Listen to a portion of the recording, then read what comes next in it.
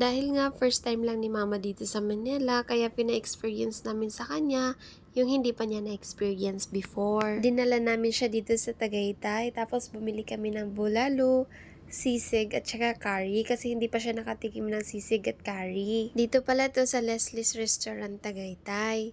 Pagkatapos namin kumain, dumiretso kami dito sa may Bags of Beans Tagaytay para magkape. Manghang-mangha si mama dito sa mga nakikita niya. Sabi niya, first time niya daw makakita ng ganito kagandang tanawin. Pero dahil nga hindi niya kasama si papa, kaya every time na may pupuntahan kaming lugar, nanghihinayang talaga siya na sana kasama niya daw si papa dito. Sabi niya pa nga, pag sa susunod, si papa na lang daw yung papupuntahin niya dito para hindi na siya manghinayang. Tinanong din namin siya kung nakatry na ba siyang magsanggipsal. Sabi niya, hindi pa. Kaya pinatry namin dito lang sa bahay. DIY para hindi masyadong magastos. Sobrang sarap sa pakiramdam kapag nakikita mo yung mga magulang mo na masaya at nararanasan nila yung mga bagay na hindi pa nila naranasan before.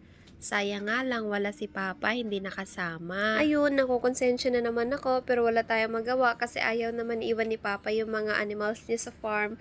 Char farm! Namangha pala si Mama sa lasa nitong kinakain niya. Sabi niya, masarap din pala itong kinakain niyo na akala ko sa TV ko lang makikita. At dahil nga kinabukasan nito ay uuwi na si Mama sa probinsya, kaya pinasyal namin siya dito lang sa SM North. Malapit lang ito sa bahay, isang tricycle ride lang. Kumain lang kami sa mga inasal, tapos dumiretso kami dito sa may laruan ng mga kids para ma-experience din ng pamangkin ko kasi wala ito sa amin. Si Mama din pala yung pinagbantay ko sa mga apo niya kasi first time niya din daw makapasok sa ganitong lugar.